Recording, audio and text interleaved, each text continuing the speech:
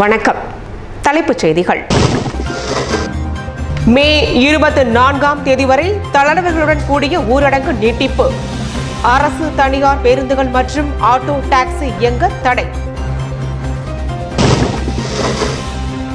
NR Congress பாஜக கூட்டணி அரசின் புதிய அமைச்சரவை மே 14ஆம் தேதி பதவியேற்க வாய்ப்புள்ளதாக தகவல்.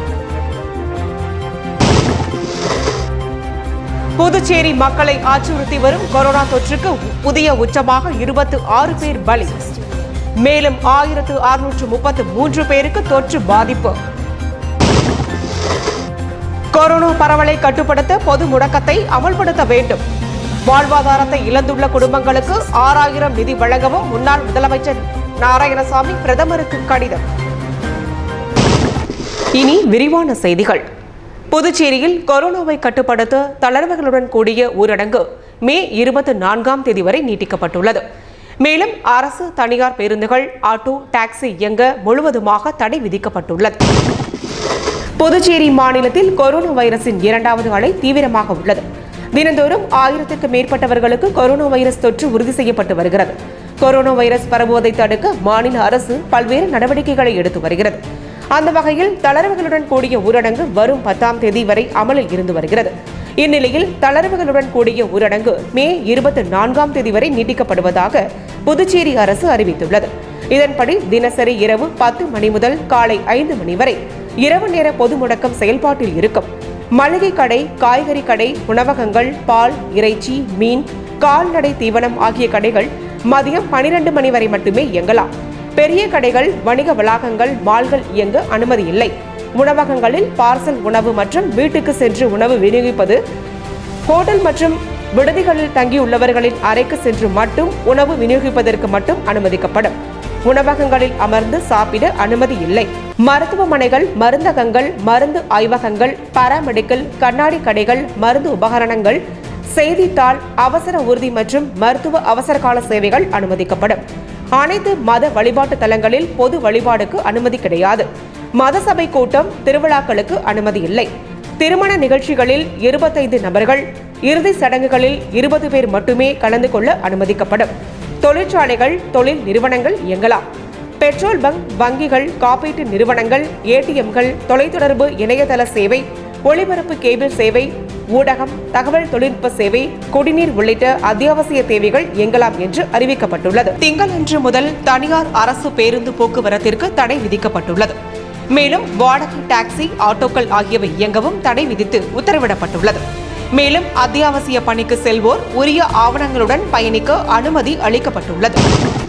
புதுச்சேரி சட்டப்பேரவையின் புதிய முதலமைச்சராக என்ஆர் காங்கிரஸ் தலைவர் ரங்கசாமி பதவியேற்ற நிலையில் என்ஆர் காங்கிரஸ் பாஜக அமைச்சர்கள் 14ஆம் தேதி பதவியேற்பார்கள் என்று தகவல் வெளியாகியுள்ளது. என்ஆர் காங்கிரஸ் கட்சி தலைவர் ரங்கசாமி முதலமைச்சராக 7ஆம் தேதி பதவியேற்றார். ஆனால் என்ஆர் காங்கிரஸ் அமைச்சர்கள், பாரதிய ஜனதா கட்சி அமைச்சர்கள் யாரும் பதவியேற்கவில்லை. என்ஆர் காங்கிரஸில் முதலமைச்சர் உள்ளிட்ட 3 அமைச்சர்கள், பாரதிய ஜனதாவிற்கு துணை முதலமைச்சர் உள்ளிட்ட 3 அமைச்சர் பதவிகளும் வழங்க பேச்சுவார்த்தையில் உடன்பாடு ஏற்பட்டுள்ளது. இதனை பதவியேற்பு விழாவிற்கு வந்த மத்திய இணை அமைச்சர் கிஷன் ரெட்டி தெரிவித்தார். துணை முதலமைச்சராக பாரதிய ஜனதா சட்டமன்ற கட்சித் தலைவர் நமச்சிவாயம் பதவியேற்க உள்ளார். மீதமுள்ள 2 அமைச்சர் பதவிக்கு ஜான்குமார், ஏம்பலம் செல்வம், கல்யாண சுந்தரம் ஆகியோரிடையே போட்டி நிலவுகிறது. என்ஆர் காங்கிரஸிலும் 2 அமைச்சர் பதவியை பெறுவதில் போட்டி நிலவுகிறது. தேனி ஜெயக்குமார், ராஜவேலு, லட்சுமி நாராயணன், திருமுருகன் ஆகியோர் இடையே போட்டி நிலவுகிறது. இதனிடையே பாரதிய ஜனதா மேலிட தலைவர்கள் தொடர்ந்து ரங்கசாமியிடம் பேசி வருகின்றனர். ஆனால் இதுவரை ரங்கசாமி அமைச்சரவை பட்டியலை ஆளுநரிடம் வழங்கவில்லை. இதன் பிறகு நல்ல நாள் நட்சத்திர கணக்குப்படி வருகிற 14ஆம் தேதி சுபமுகூர்த்த நாளாக உள்ளதால் அன்றைய தினம் என்ஆர் காங்கிரஸ், பாரதிய ஜனதா அமைச்சர்கள் பதவி ஏற்கலாம் என்று எதிர்பார்க்கப்படுகிறது. புதுச்சேரி மக்களை தினந்தோறும் அச்சுறுத்தி வரும் கொரோனா தொற்றுக்கு இதுவரை இல்லாத வகையில் ஒரே நாளில் 26 பேர் உயிரிழந்துள்ளனர். மேலும் 1633 பேர் பாதிக்கப்பட்டுள்ளனர். புதுச்சேரியில் நாளுக்கு நாள் கொரோனா நோய் தொற்று அதிகரித்து வருகின்றது. இந்நிலையில் 9022 பேருக்கு பரிசோதனை செய்ததில் கடந்த 24 மணி நேரத்தில் 1633 பேர் பாதிக்கப்பட்டுள்ளனர். இதில் புதுச்சேரியில் 1260 நபர்கள் என்றும், காரைக்காலில் 197 நபர்களும், ஏனமில் 147 நபர்களும், மாஹேவில் 29 நபர்களும், கொரோனாவில் பாதிக்கப்பட்டுள்ளனர். தற்போது 14,034 நபர்கள் சிகிச்சை பெற்று வருகின்றனர். 56,710 நபர்கள் குணமடைந்து வீடு திரும்பியுள்ளனர்.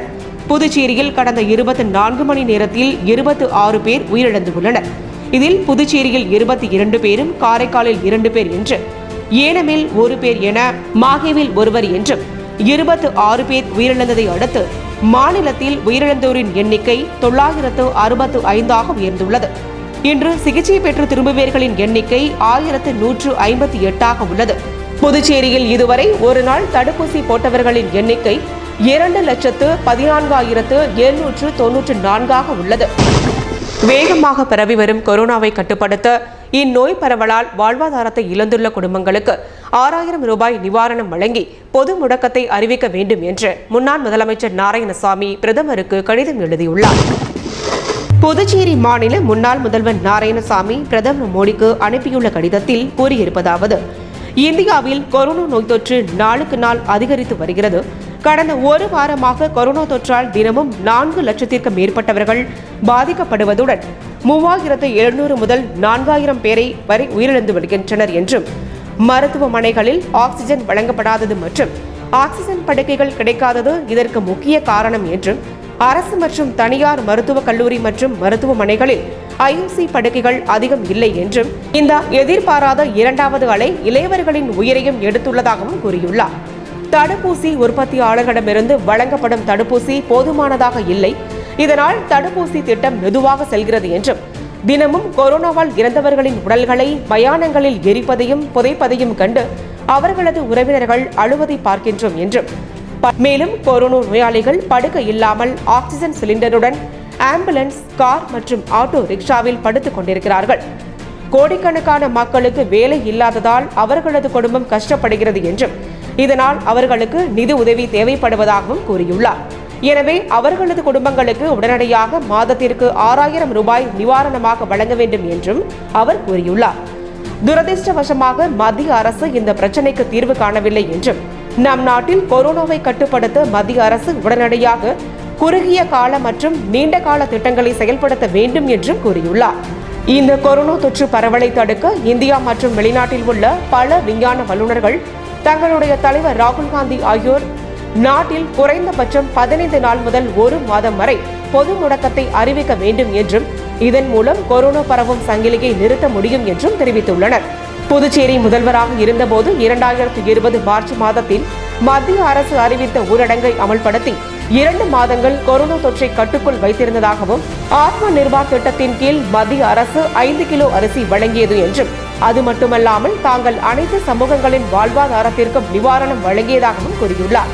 எனவே பிரதமர் உடனடியாக முழு பொது முடக்கத்தை அறிவிக்குமாறு வேண்டுகோள் விடுக்கின்றேன் என்றும், இதனால் கொரோனா தொற்றின் சங்கிலியை நிறுத்தலாம் என்றும், ஆயிரக்கணக்கான இந்திய மக்களின் உயிரையும் காப்பாற்ற முடியும் என்றும் இதில் அவர் கூறியுள்ளார்.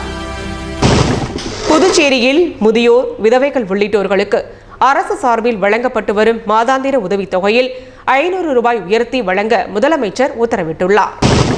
புதுச்சேரி முதல்வர் அலுவலகம் வெளியிட்டுள்ள செய்திக்குறிப்பில், புதுச்சேரியில் 2ஆம் அலை கொரோனா தொற்றினால் பொதுவாக மக்கள் மிகுந்த வருத்தத்தில் உள்ளனர். குறிப்பாக வயதான ஓய்வூதியம் பெறுபவர்கள் அவர்களது உடல் நலம், நிதி மற்றும் உளவியல் பிரச்சினைகள் குறித்து பல சிக்கல்களை எதிர்கொள்வதை முன்னிட்டு அனைத்து ஓய்வூதியதாரர்களுக்கும் முதியோர் ஓய்வூதியத்தில் 500 ரூபாய் சேர்த்து கொடுக்கப்பட உள்ளது. முதியவர்கள், விதவைகள், ஆதரவற்ற பெண்கள், திருமணமாகாத வயது முதிர்ந்த பெண்கள் மற்றும் திருநங்கைகள் ஆகியோர் புதுச்சேரி அரசின் முதியோர் உதவி திட்டத்தில் மாதாந்திர நிதியுதவி பெறுகிறார்கள். இத்திட்டத்தின் கீழ் 1,54,847 பேர் பயன்பெற்று வருகின்றனர். அவர்கள் அனைவருக்கும் தற்போது 500 ரூபாய் கூடுதலாக வழங்கப்படுவதால் புதுச்சேரி அரசிற்கு 7,74,23,500 ரூபாய் கூடுதல் செலவினமாகும். இவ்வாறு அதில் தெரிவிக்கப்பட்டுள்ளது. புதுச்சேரி முழுவதும் கொரோனா அதிகம் பாதித்த 192 இடங்கள் கட்டுப்பாட்டு பகுதிகளாக அறிவிக்கப்பட்டுள்ளதாகவும், ஒரே நாளில் கட்டுப்பாடுகளை மீறிய 1972 பேருக்கு அபராதம் விதிக்கப்பட்டுள்ளதாகவும் மாவட்ட ஆட்சியர் தெரிவித்துள்ளார். இதுகுறித்து புதுவை மாவட்ட ஆட்சியர் பூர்வாகர் கூறுகையில், புதுவையில் கொரோனா நோய் தொற்று பரவலை தடுக்க அரசு அனைத்து நடவடிக்கைகளையும் போர்க்கால அடிப்படையில் எடுத்து வருவதாகவும், இதற்காக பல கட்டுப்பாடுகளை விதித்துள்ள போதும் கொரோனா தொற்று பரவல் குறையவில்லை என்றார். எனவே கொரோனா தொற்று அதிகம் உள்ள பகுதியை கட்டுப்பாட்டு பகுதியாக அறிவித்து அந்த பகுதியில் உள்ள வழித்தடங்கள் அடைக்கப்படும் என்றும், கட்டுப்பாட்டு பகுதியாக அறிவிக்கப்பட்டுள்ள பகுதியில் உள்ள பொதுமக்களின் நடமாட்டம் தடை செய்யப்படும் என்ற அவர், இதுவரை புதுவை தாலுகாவில் 63 கட்டுப்பாட்டு பகுதிகள், உழவர்கரை தாலுகாவில் 72 கட்டுப்பாட்டு பகுதிகள், வில்லியனூர் தாலுகாவில் 47 கட்டுப்பாட்டு பகுதிகள், பாகூர் தாலுகாவில் 10 கட்டுப்பாட்டு பகுதிகள் என மொத்தம் 192 கட்டுப்பாட்டு பகுதிகள் அறிவிக்கப்பட்டுள்ளதாகவும், கட்டுப்பாட்டு பகுதிகளை கண்காணிக்க அரசு அதிகாரிகள் நியமிக்கப்பட்டுள்ளனர் என்றும், மேலும் கொரோனா கட்டுப்பாட்டு வழிமுறைகளை கடைபிடிக்க தவறியவர்கள் மீது தக்க நடவடிக்கை எடுக்கப்பட்டு வருவதாகவும், ஒரே நாளில் 1972 பேருக்கு அபராதம் விதிக்கப்பட்டுள்ளது என்றும் அவர் கூறியுள்ளார். புதுச்சேரி முதலமைச்சராக பதவியேற்ற பின்பு சட்டப்பேரவையில் உள்ள தனது அறைக்கு வந்த ரங்கசாமி நிலுவையில் உள்ள கோப்புகளை பார்வையிட்டு கையெழுத்திட்டார். புதுச்சேரி தேசிய ஜனநாயக கூட்டணி சார்பாக என்ஆர் காங்கிரஸ் தலைவர் ரங்கசாமி கடந்த 7ஆம் தேதி முதலமைச்சராக பதவியேற்றார். இதுவரை அமைச்சர்கள் பதவியேற்கப்படவில்லை. பாஜக மற்றும் என்ஆர் காங்கிரஸ் அமைச்சர்கள் விரைவில் அறிவிக்கப்பட உள்ளதாக கூறப்படுகின்றது. இந்நிலையில் நேற்று சட்டப்பேரவைக்கு முதலமைச்சர் ரங்கசாமி வராததால் அவருக்கு உடல்நிலை சரியில்லை என்று ஒரு வதந்தி பரவியது. இந்நிலையில் ஞாயிற்றுக்கிழமையான இன்று காலை சட்டப்பேரவையில் உள்ள தனது அலுவலகத்திற்கு வந்தார். நிலுவையில் உள்ள கோப்புகளை பார்வையிட்ட அவர் சில கோப்புகளை ஒப்புதல் அளித்துள்ளதாக அதிகாரிகள் தெரிவித்துள்ளனர். அரை மணி நேரம் அலுவலகத்தில் இருந்த அவர் பின்னர் கிளம்பிச் சென்றார். புதுச்சேரி ஆளுநர் மாளிகையில் நடைபெற்ற உலக செஞ்சிலுவை தின நிகழ்ச்சியில் செஞ்சிலுவை சங்க தன்னார்வலர்கள் மற்றும் பயனாளிகளுக்கு தூய்மை பொருட்கள் அடங்கிய பெட்டிகளை ஆளுநர் தமிழிசை வழங்கினார். ஒவ்வொரு ஆண்டும் மே மாதம் உலக செஞ்சிலுவை தினம் கொண்டாடப்படுகிறது. செஞ்சிலுவை சங்க தன் ஆர்வலர்களுக்கு நன்றி பாராட்டும் விதமாக இந்த நாள் கொண்டாடப்பட்டு வருகிறது. தற்போது நிலவும் கொரோனா சூழலை முன்னிறுத்தி முடிவடையாத சேவை, தடுக்க முடியாத சேவை என்ற கருத்துடன் இந்த ஆண்டின் உலக செஞ்சிலுவை தினம் கொண்டாடப்படுகிறது. அதனையொட்டி துணைநிலை ஆளுநர் மாளிகையில் நடைபெற்ற நிகழ்ச்சி ஒன்றில் புதுச்சேரியில் சமூக சேவையில் தங்களை ஈடுபடுத்திக் கொண்டிருக்கும் செஞ்சிலுவை சங்க தன்னார்வலர்கள் மற்றும் பயனாளிகளுக்கு தூய்மை பொருட்கள் அடங்கிய பெட்டிகளை மாண்புமிகு துணைநிலை ஆளுநரும் செஞ்சிலுவை சங்கத்தின் தலைவருமான டாக்டர் தமிழிசை சவுந்தரராஜன் வழங்கினார். செஞ்சிலுவை சங்கத்தின் மூலமாக மொத்தம் 1700 பேருக்கு தூய்மை பொருட்கள் வழங்கப்படுகிறது. நிகழ்ச்சியில் புதுச்சேரி செஞ்சிலுவை சங்க பிரதிநிதிகள் பேரா கோபால், டாக்டர் லட்சுமிபதி, முதியோர் மற்றும் ஆதரவற்றோர் இல்ல பிரதிநிதிகள் கலந்து கொண்டனர். கைகளை கழுவ வேண்டும், சமூக இடைவெளியை கடைபிடிக்க வேண்டும். இவையெல்லாம் நீங்கள் பின்பற்றவில்லை என்றால் கொரோனா உங்களை பின்தொற்றிக் கொள்ளும். நீங்கள் கட்டுப்பாடோடு இல்லை என்றால் கொரோனா கட்டுப்படாது. நாம் கட்டுக்கடங்காமல் இருந்துவிட்டு ஊர் கட்டுப்பாடு போட வேண்டும் என்று நினைப்பதும் தவறு. எல்லாருக்கும் ஒரு வேண்டுகோள், தடுப்பூசி போடுங்கள், எந்தவித தயக்கமும் காண்பிக்காது. புதுவை காவல்துறையில் பணியில் உள்ள காவலர்களுக்கு கொரோனா பாதித்து வரும் நிலையில் புதிதாக 19 பேருக்கு தொற்று உறுதி செய்யப்பட்டுள்ளது. பாதிப்பு எண்ணிக்கை 190ஆக உயர்ந்துள்ளது. புதுவையில் பணியில் உள்ள காவல்துறையினர் அடுத்தடுத்து கொரோனா தொற்றால் பாதிக்கப்பட்டு வருகின்றனர். ஏற்கனவே 171 காவல்துறையினருக்கு தொற்று ஏற்பட்டுள்ளது. இந்த நிலையில் உளவுத்துறையின் ஆய்வாளர் உட்பட 19 காவல்துறையினருக்கு கொரோனா தொற்று புதிதாக ஏற்பட்டுள்ளது. அவர்களில் சிலர் அரசு மற்றும் தனியார் மருத்துவமனையில் சிகிச்சைக்கு சேர்க்கப்பட்டுள்ளனர். சிலர் வீடுகளில் தனிமைப்படுத்தப்பட்டுள்ளனர். இதனால் தற்போது தொற்றால் பாதிக்கப்பட்டுள்ள காவல்துறையினரின் எண்ணிக்கை 190ஆக உயர்ந்துள்ளது. புதுச்சேரியில் ஊரடங்கு நீட்டிக்கப்பட்டு அத்தியாவசிய கடைகளின் நேரம் குறைக்கப்பட்டதால் முன்னேற்பாடாக பொருட்கள் வாங்க வில்லியனூர் மார்க்கெட் பகுதியில் மக்கள் கூட்டம் அதிகமாக காணப்பட்டது. புதுச்சேரியில் அதிகரித்து வரும் கொரோனா தொற்றை கட்டுப்படுத்த தளர்வுகளுடன் கூடிய ஊரடங்கு 24ஆம் தேதி வரை நீட்டிக்கப்பட்டுள்ளது. மேலும் அத்தியாவசிய கடைகள் இயங்கும் நேரமும் குறைக்கப்பட்டுள்ளது. இதையடுத்து முன்னேற்பாடாக வில்லியனூர் கிராமப்புற பகுதிகளில் பொதுமக்கள் காய்கறிகள், இறைச்சி மற்றும் அத்தியாவசிய பொருட்களை வாங்க மார்க்கெட் பகுதியில் குவிந்ததால் பெரும் நெரிசல் காணப்பட்டது. இதனால் பொதுமக்கள் சமூக இடைவெளியை கடைபிடித்து பொருட்கள் வாங்கிச் செல்ல வேண்டும் என்று சமூக ஆர்வலர்கள் வலியுறுத்துகின்றனர். புதுச்சேரி கதிர்காமம் அரசு மருத்துவமனை வளாகத்தில் கலாம் பசுமை பாதுகாப்பு இயக்கம் சார்பில் அனைத்து சமூக அமைப்பினர் இணைந்து கிருமி நாசினி தெளித்து துப்புரவு பணியில் ஈடுபட்டனர்.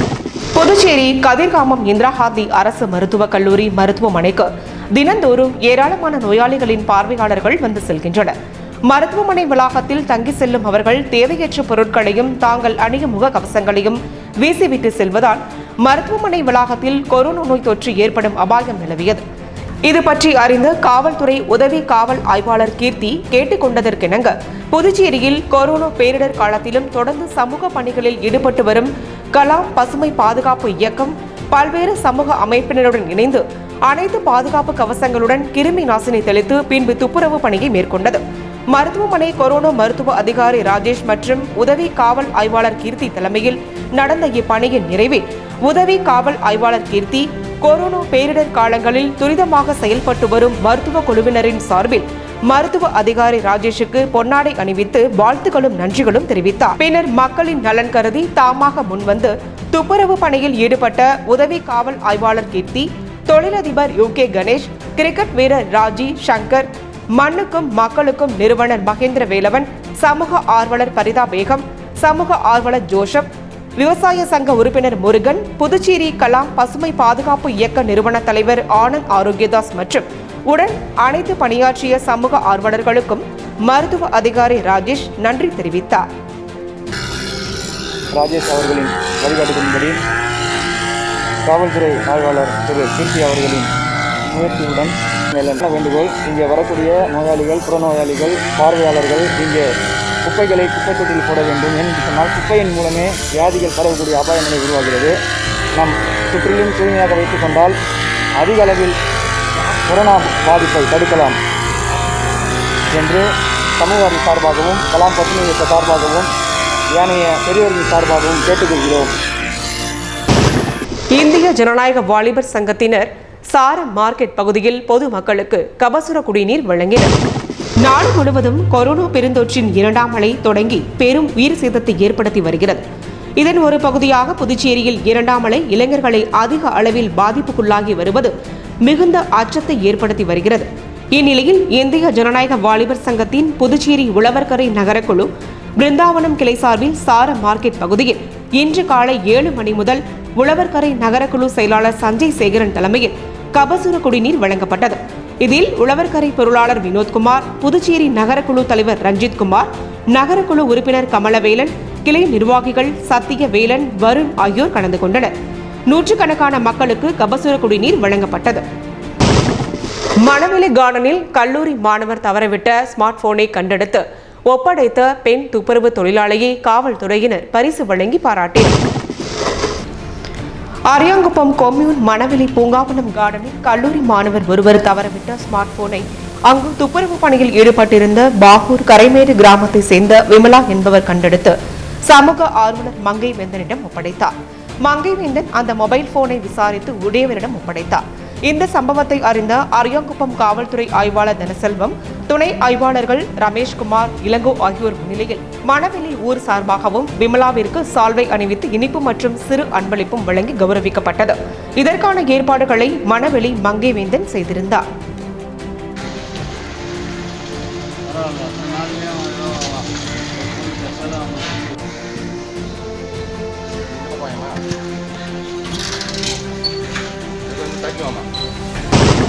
கோடை வெயிலின் தாக்கத்தை தணிக்கும் வகையில் புதுச்சேரி ஸ்ரீதனம் சேரிட்டபிள் ட்ரஸ்ட் சார்பில் நெல்லித்தோப்பு பகுதியில் பொதுமக்களுக்கு நீர்மோர் மற்றும் பழங்கள் வழங்கப்பட்டன. கோடை வெயில் நாளுக்கு நாள் புதுச்சேரியில் அதிகரித்து வருவதால் பொதுமக்கள் மிகவும் சிரமத்திற்கு உள்ளாகி வருகின்றனர். இதனை தடுக்கும் வகையில் புதுச்சேரி ஸ்ரீதனம் சேரிட்டபிள் ட்ரஸ்ட் சார்பில் இலவச நீர்மோர் வழங்கும் நிகழ்ச்சி அதன் நிறுவன தலைவர் பிரகாஷ் தலைமையில் நெல்லித்தோப்பு காராமணிக்குப்பம் பகுதியில் நடைபெற்றது. இதில் பொதுமக்களுக்கு இலவச நீர்மோர், இளநீர், தர்பூசணி உட்பட குளிர்ச்சியான பொருட்கள் வழங்கப்பட்டன. இதில் 1000க்கும் மேற்பட்ட பொதுமக்கள் பயனடைந்தனர்.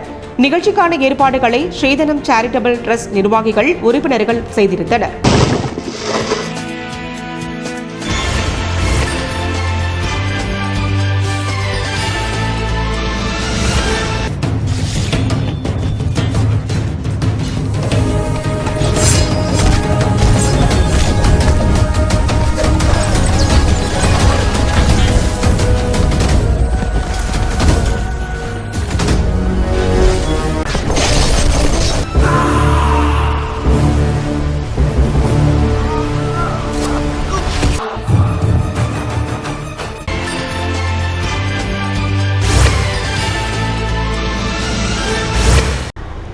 திரையுலகில் நகைச்சுவை காட்சிகளில் தனி முத்திரை பதித்த மிகச்சிறந்த கலைஞரான நடிகர் நாகேஷ் இம்மண்ணை விட்டு மறைந்தாலும் அவரது கதாபாத்திரங்கள் மறக்க முடியாதவை.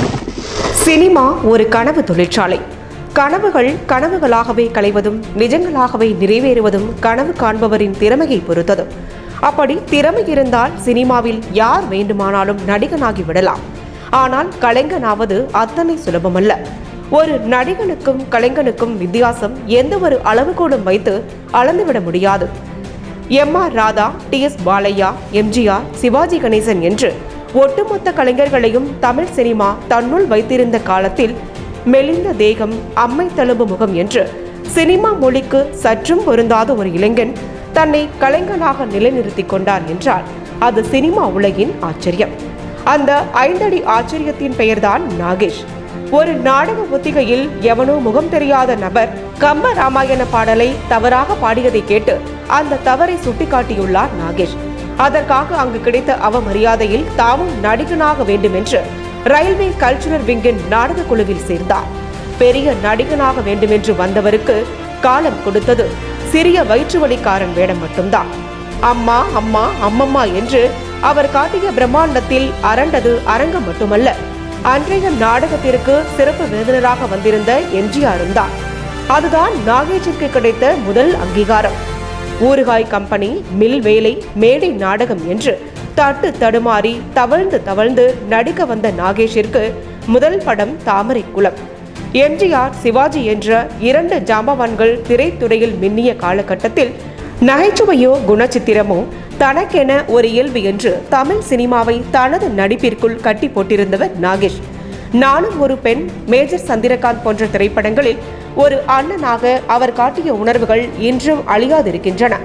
திருவிளையாடல் தருமியாகட்டும், தில்லானா மோகனம்பாள் வைத்தியாகட்டும், அனைத்துமே நாகேஷிற்கு படைக்கப்பட்ட கதாபாத்திரங்கள். நாகேஷின் திரைப்பயண பாதையில் அவரை தனியொரு நாயகனாக வடிவமைத்து கொடுத்த பெருமை பாலச்சந்தரையே சாரும். பாலச்சந்தருக்கும் நாகேஷிற்குமான நட்பு அத்தனை இறுக்கமானது. எதிர்நீச்சல் படத்தில் நான் மாது வந்திருக்கேன் என்று நாகேஷ் சொல்வதை இன்று டிவியில் பார்த்தாலும் கலங்காத கண்கள் நிச்சயம் இருக்க முடியாது. முகம் காட்டாத இருமல் தாத்தாவிடம் பேசும்போதும் சரி, நாகையிடம் அழும்போதும் சரி, படவா ராஸ்கல் என்று மேஜரை அழைக்க வைக்க சபதம் செய்வதிலும் சரி, நாகேஷ் நடிகர் அல்ல, கலைஞன் என்று நிரூபித்திருப்பார். நீர்க்குமிழி, சர்வர் சுந்தரம், எதிர்நீச்சல், புன்னகை, நவகிரகம் என அனைத்துமே ஒரு கலைஞனுக்காக நடிப்பிலக்கணம். நாகேஷ் நடிகன் அல்ல, ஓர் நற்கலைஞர். நடிப்பின் 2 துருவங்களான நகைச்சுவைக்கும் சோக உணர்வுகளுக்கும் அவர் எழுதி வைத்து சென்றிருக்கும் விளக்கங்கள் இன்றைய இளம் நடிகர்களுக்கு ஒரு என்சைக்ளோபீடியா என்று சொன்னால் மிகையாகாது. அப்படிப்பட்ட கலைஞர் நாகேஷ் 2009ஆம் ஆண்டு ஜனவரி 31ஆம் தேதி நம்மை விட்டு விண்ணுலகம் சென்றிருந்தாலும் இம்மண்ணுலகில் நம்மால் அவரை மறக்க முடியவில்லை.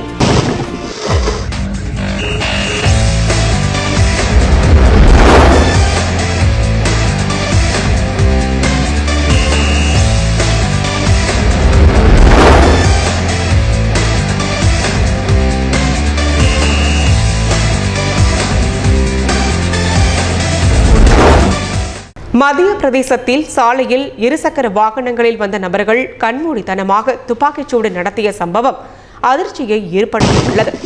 மத்திய பிரதேச மாநிலம் மொரேனா மாவட்டம் பான்கண்டி சாலையில் நேற்று 2 சக்கர வாகனங்களில் வந்த நபர்கள் கண்மூடித்தனமாக துப்பாக்கியால் சுட்டபடி சென்றனர். முகத்தை துணியால் மறைத்துக் கொண்டு 10க்கும் மேற்பட்டோர் இந்த தாக்குதலை நடத்தியுள்ளனர். இதனால் நிலைகுலைந்த அப்பகுதி மக்கள் பீதியடைந்தனர். தாக்குதலில் ஒரு பெண்ணின் தலையில் பலத்த காயம் ஏற்பட்டது. இது பற்றி தகவல் அறிந்த காவல்துறையினர் சம்பவ இடத்திற்கு வந்து விசாரணை நடத்தினர். வன்முறையில் ஈடுபட்டது தொடர்பாக சிலரை கைது செய்துள்ளனர். அவர்கள் மீது கடுமையான நடவடிக்கை எடுக்கப்படும் என்று காவல்துறை அதிகாரி கூறியுள்ளார். சமூக வலைதளத்தில் ஒரு சமுதாயத்தை பற்றி சர்ச்சைக்குரிய வகையில் பதிவு செய்தது தொடர்பாக இந்த வன்முறை நடந்திருப்பதாக காவல்துறையினர் கூறியுள்ளனர். மத்திய பிரதேச மாநிலத்தில் கொரோனா பரவல் சங்கிலியை உடைக்க கடுமையான கட்டுப்பாடுகளுடன் கூடிய மக்கள் ஊரடங்கு அமலில் உள்ளது. வரும் 15ஆம் தேதி வரை ஊரடங்கு அமலில் இருக்கும்.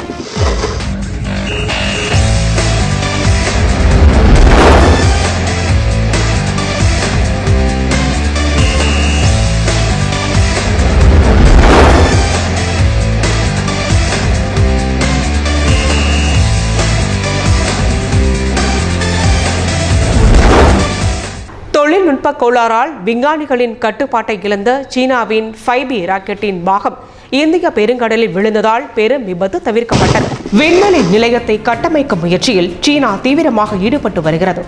இதற்காக கடந்த மாதம் 29ஆம் தேதி லாங் மார்ச் 5B ராக்கெட் மூலம் கட்டுமான விண்கலத்தை அனுப்பியது.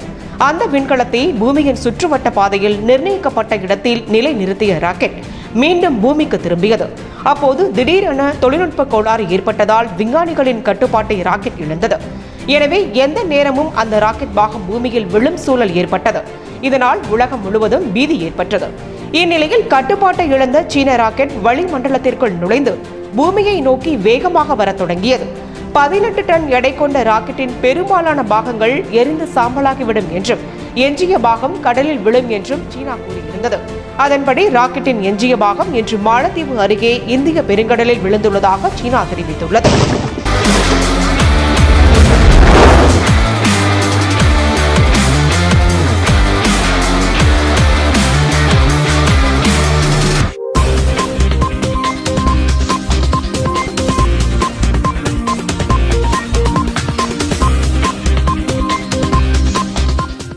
தள்ளி வைக்கப்பட்ட IPL ஆட்டங்களை இங்கிலாந்தில் நடத்தலாம் என்று முன்னாள் வீரர் பீட்டர்சன் விருப்பம் தெரிவித்துள்ளார். கொரோனா வைரஸ் பரவல் காரணமாக IPL 20 ஓவர் போட்டி கடந்த ஆண்டு ஐக்கிய அரபு எமிரேட்ஸில் நடைபெற்றது. இந்த ஆண்டிற்கான 14வது IPL போட்டி ரசிகர்கள் இன்றி இந்தியாவிலேயே நடத்தப்பட்டது. சென்னை, மும்பை, டெல்லி, அகமதாபாத், கொல்கத்தா, பெங்களூரு ஆகிய 6 நகரங்களில் IPL போட்டி நடைபெறும் என்று அறிவிக்கப்பட்டது.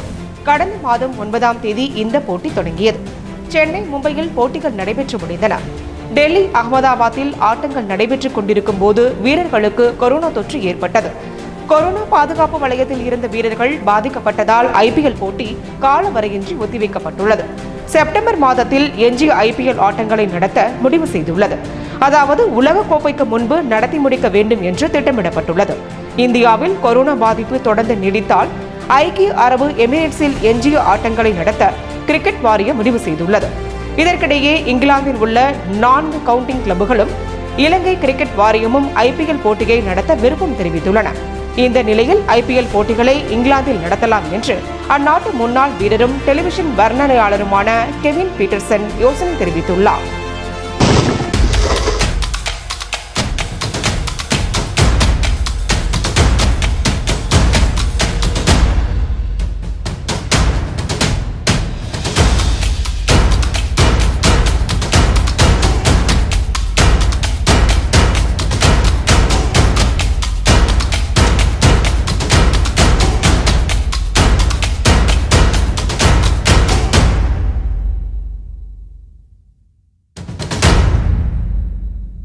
இது அரிய படம். நாம் அறிந்து கொள்ள வேண்டிய புகைப்படம். 1969ஆம் ஆண்டு பிப்ரவரி 3ஆம் தேதி மறைந்த அறிஞர் அண்ணாவின் இறுதி ஊர்வலத்தில் எடுக்கப்பட்ட இந்த அரிய படம் நாம் அறிந்து கொள்ள வேண்டிய புகைப்படம்.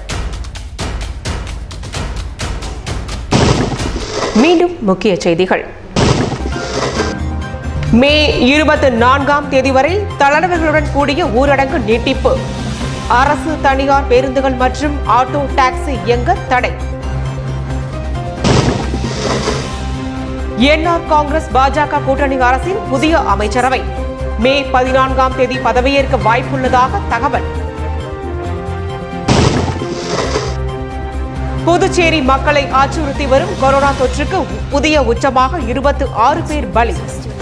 மேலும் 1633 பேருக்கு தொற்று பாதிப்பு. கொரோனா பரவலை கட்டுப்படுத்த பொது முடக்கத்தை அமல்படுத்த வேண்டும். வாழ்வாதாரத்தை இழந்துள்ள குடும்பங்களுக்கு 6000 நிதி வழங்கவும் முன்னாள் முதலமைச்சர் நாராயணசாமி பிரதமருக்கு கடிதம்.